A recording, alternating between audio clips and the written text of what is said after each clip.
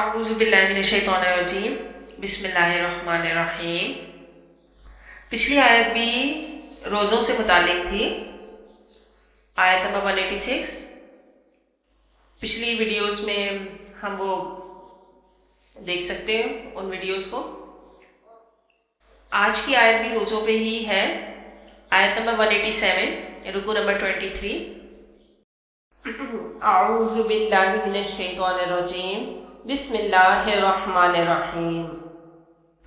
احل لکم لیلۃ الصیام الرفث الی نسائکم ہن لباس لکم وانتم لباس لہن، علم اللہ انکم کنتم تختانون انفسکم فتاب علیکم وعفا عنکم فالآن باشروهن وابتغوا ما كتب الله لكم وكلوا واشربوا حتى يتبين لكم الخيط الأبيض من الخيط الأسود من الفجر ثم أتموا الصيام إلى الليل ولا تباشروهن وأنتم عاكفون في المساجد تلك حدود الله فلا تقربوها كذلك يبين الله آياته للناس لعلهم يتقون۔ ترجمہ: روزوں کی راتوں میں تمہارے لیے اپنی عورتوں کے پاس جانا جائز کر دیا گیا ہے۔ وہ تمہاری پوشاک ہے اور تم ان کی پوشاک ہو۔ اللہ کو معلوم ہے کہ تم ان کے پاس جانے سے اپنے حق میں خیانت کرتے تھے، سو اس نے تم پر مہربانی کی اور تمہاری حرکات سے درگزر فرمائی، تو اب تم کو اختیار ہے کہ ان سے مباشرت کرو، اور اللہ نے جو چیز تمہارے لیے لکھی ہے یعنی اولاد، اس کو اللہ سے طلب کرو اور کھاؤ اور پیو یہاں تک کہ صبح کی سفید دھاری رات کی سیاہ دھاری سے الگ نظر آنے لگے، پھر روزہ رکھ کر رات تک پورا کرو، اور جب تم مسجدوں میں اعتکاف بیٹھتے ہو تو ان سے مباشرت نہ کرو، یہ اللہ کی حدیں ہیں، ان کے پاس نہ جانا۔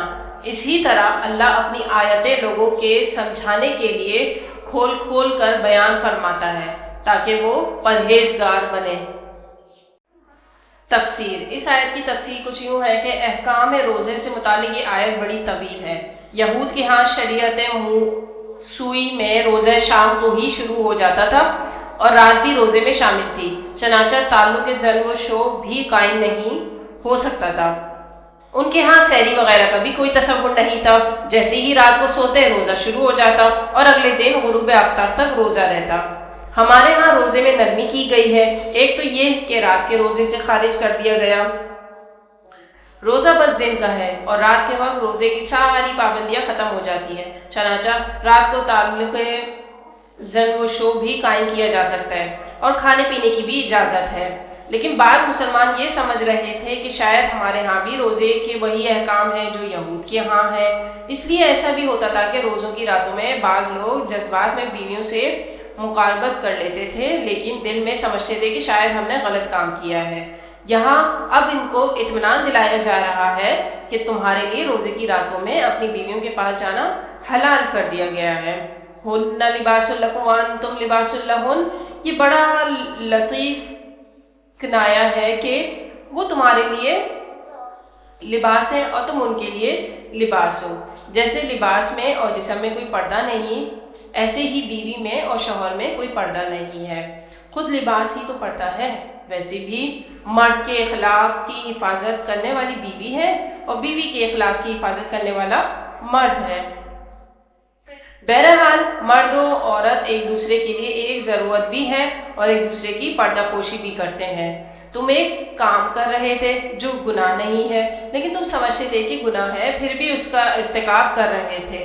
اس طرح تم اپنے آپ سے خیانت کے मुर्तकिब हो रहे थे।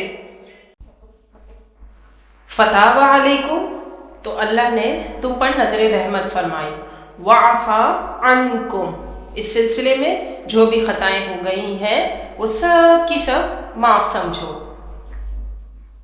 फलआन बाशिरूहुन्ना वब्तगू मा कतबल्लाहु लकुम मुस्सुम, यानी औलाद जो ताल्लुक ज़न व शो का असल मकसद है। दूसरे ये कि अल्लाह ताला ने इस ताल्लुक ज़न व शो को सुकून और राहत का जरिया बनाया है, जैसे कुरान मजीद में लितस्कुनू इलैहा के अल्फाज आए हैं।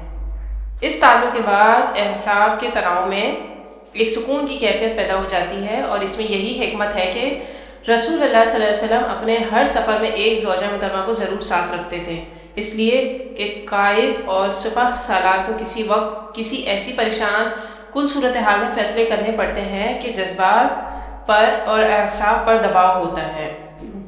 वकुलू वशरबू हत्ता यतबय्यना लकुमुल खैतुल अबयज़ु मिनल खैतिल अस्वदी मिनल फज्र,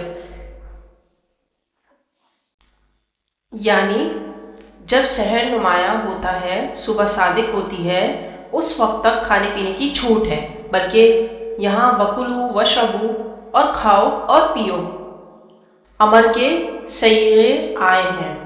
सहरी करने की हदीस में भी ताकीद आई है, और रसूलुल्लाह सल्लल्लाहु अलैहि वसल्लम ने ये भी फरमाया है कि हमारे और यहूद के रोज़े के माबैन सहरी का फ़र्क है। एक हदीस में आया है सहरी ज़रूर किया करो, इसलिए कि सहरी में बरकत है। आगे हम पढ़ते हैं शायद को, सुम्मा अतिम्मु सियाम इलल लैल, रात तक से अक्सर फुक़हा के नज़दीक ग़ुरूब आफ्ताब मुराद है। अहले तशरीह इससे ज़रा आगे जाते हैं कि ग़ुरूब आफ्ताब पर चंद मिनट मज़ीद गुजर जाए।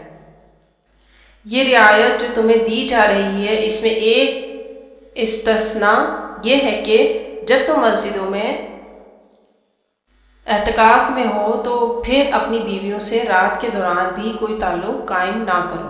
तिलका हुदूदुल्लाहि फला तक़रबूहा, बाज़ मकामात पर आता है यह अल्लाह की मुकर्ररा करदा हुदूद है, बस इनसे तजावुज़ ना करो, इनको अबूर ना करो। इस्लाहन हरामन, हराम तो वही शय होगी कि हुदूद से तजावुज़ किया जाए, लेकिन बहरहाल एहतियात इसी में है कि इन हुदूद से दूर रहा जाए, तो keep at a safe distance.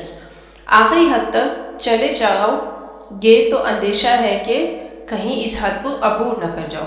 कज़ालिका युबय्यिनुल्लाहु आयातिही लिन्नासि लअल्लहुम यत्तक़ून। अब इस रुकू की आखिरी आयत में बताया जा रहा है कि तक़वा का मेयार और उसकी कसौटी क्या है। रोज़ा इसलिए फ़र्ज़ किया गया है, और ये सारे अहकाम तुम्हें इसीलिए दिए जा रहे हैं ताकि तुम में तक़वा पैदा हो जाए, और तक़वा का लिटमस टेस्ट है हलाल। अगर ये नहीं है तो कोई नेकी नहीं है।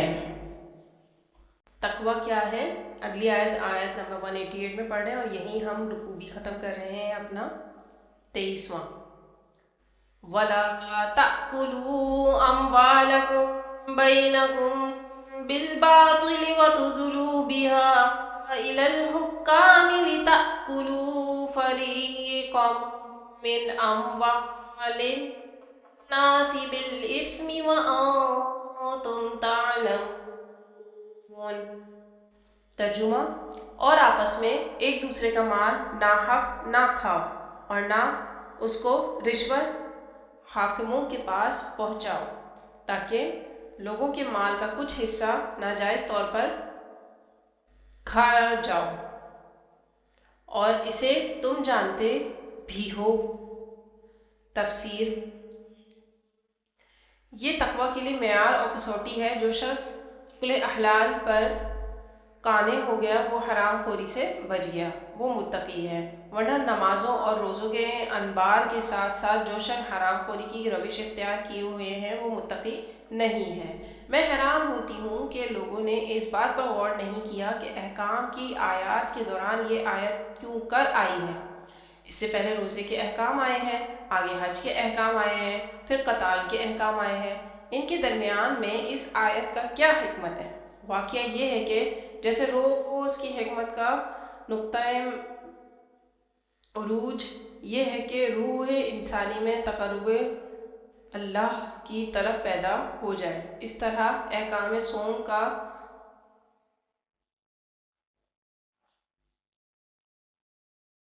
نقطۂ عروج اکل حلال ہے۔